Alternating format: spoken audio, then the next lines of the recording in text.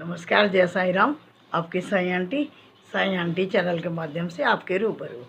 साथियों, छोटी छोटी बातें होती हैं जिनसे हमें पता लगता है कि बाबा हमारी बात को सुनते हैं, बाबा हमारे साथ रहते हैं।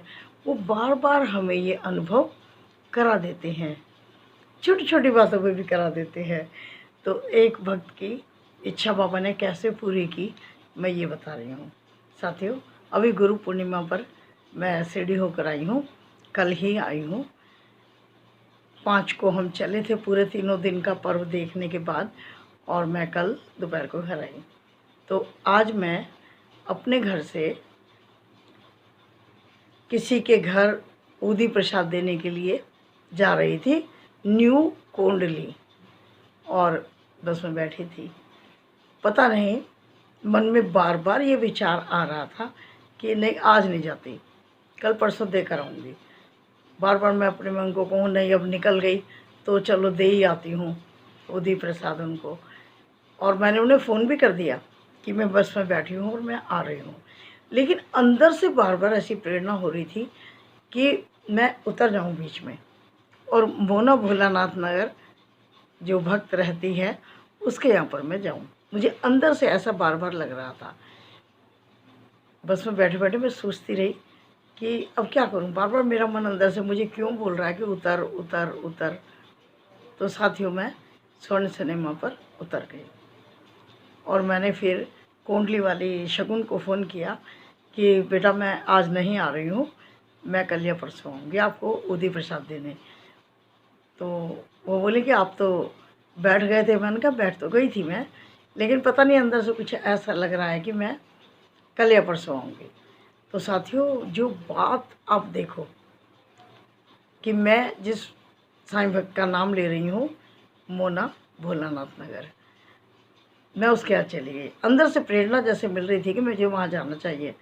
और जब मैं वहाँ पहुँची, वो देखकर बहुत अधिक खुश हुई, और एकदम जैसे कहते हैं ना कि भाव विभोर हो जाना।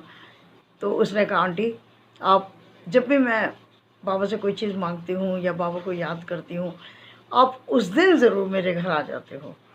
अब पता है, कल वीरवार था, बाबा जी का दिन था, और मेरा बेटा आया हुआ है, वो जॉब करता है उसका बेटा बाहर, और अब वो बॉम्बे शिफ्ट होगा। तो जब भी वो आता है तो ऊदी मांगता है। तो मोना बोल रही थी कि अब वो आंटी मुझे कह रहा था कि मेरे को ऊदी दे देना। अब मैं कल से इसलिए परेशान हूँ कि मेरे पास शिरडी वाली ऊदी नहीं है, तो अब मैं इसको क्या दूँगी। एक पैकेट रखा हुआ है खुला हुआ, इतना सा बचा है, अब मैं इसको कहाँ से ला कर दूँगी।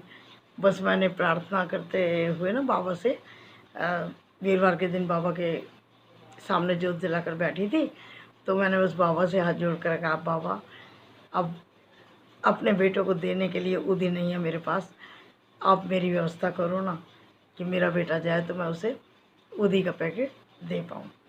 तो साथियों, मैं अचानक पहुंच गई, मेरा उसके यहाँ का कोई प्रोग्राम नहीं था, और मैं जा कहीं और रही थी, और साथियों पहुंच वहाँ गई। अब उसकी पुकार बाबा तक पहुंची होगी, बाबा से मुझे प्रेरणा मिली होगी कि मेरे को मोना के घर जाना है, और मैंने उसको अपने बटुए में से जो छोटी ऊदी निकाल कर दी।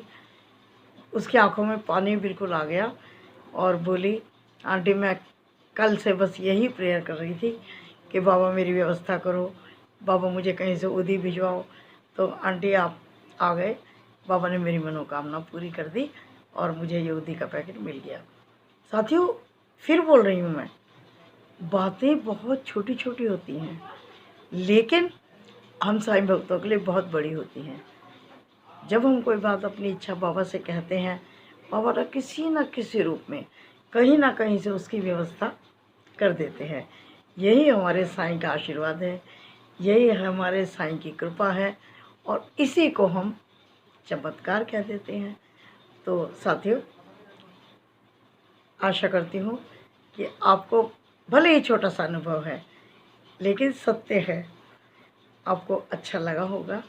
और यदि आप इस चैनल पर नए हैं तो पहले आप साईं आंटी चैनल को विज़िट कर लीजिएगा, और यदि मेरे काम आपको पसंद आए तो सब्सक्राइब, लाइक एंड शेयर वो तो आप कर ही देंगे, ठीक है ना।